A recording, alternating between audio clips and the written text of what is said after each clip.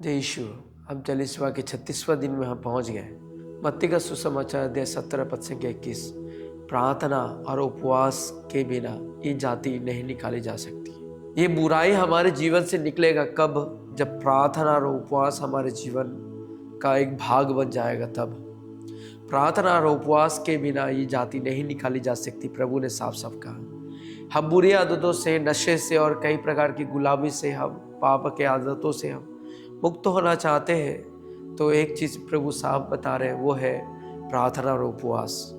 इसलिए ये चालीसा क्या के लिए? हम हर प्रार्थना और उपवास कलीसिया में सिखाते, ये प्रार्थना और उपवास का समय है ये चालीसा, जिससे वो दुष्ट आत्मा की जाति जो हमारे अंदर है, जो हमें प्रभु का विद्रोह करने में हमें मजबूर कर देता है, वो विद्रोही हमारे जीवन से, वो पाप का अंधकार की शक्ति हमारे जीवन को, हमारे जीवन से वह नष्ट हो जाए।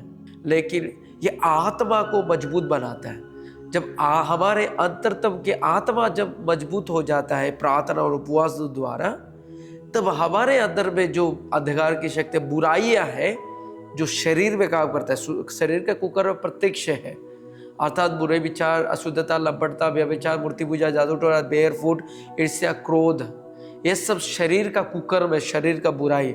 इसलिए शरीर के इस बुराई से लड़ने के लिए हमारे आत्मा की शक्ति को बढ़ाना जरूरी। इसलिए आज के दिन प्रभु हमसे कहता, आत्मा की शक्ति बढ़ाने के लिए प्रयास, अपने आत्मा के बारे में सोचने का दिन है आज। अपने आत्मा को जांचना है वो कितना कमजोर हो गया। यदि आप एक बुराई छोड़ने में असमर्थ है, अपने आप पर कंट्रोल करने में असमर्थ है, इसका मतलब आत्मा बहुत कमजोर हो गया। शरीर की कुकर्म हमारे ऊपर हावी हो गया, आत्मा की शक्ति हावी नहीं बल्कि शरीर की कुकर्म हावी हो गया है, जिसके कारण हम शरीर में जी रहे। वचन में लिखा, जो शरीर की भूमि में बोता है वो शरीर की भूमि में विनाश का फसल लूटेगा। प्रभु नहीं चाहता हमारा विनाश हो जाए, प्रभु नहीं चाहता हम नष्ट हो जाए, हम अनंत जीवन प्राप्त करें। शरीर तथा आत्मा तथा शरीर के साथ स्वर्ग में हम प्रभु के साथ रहे, प्रभु चाहता, क्योंकि ये शरीर भी ईश्वर का मंदिर तो है। इसलिए प्रार्थना करेंगे आज के दिन, आत्मा का विषय में हम बुलंद करें। आइए प्रार्थना करते हैं। प्रभु यीशु, अपने का प्राणों का मूल्य इतना अधिक है कि किसी के लिए पर्याप्त धन नहीं है। आत्माओं के लिए आपने अपने जीवन को अर्पित कर दिया क्रूस पर।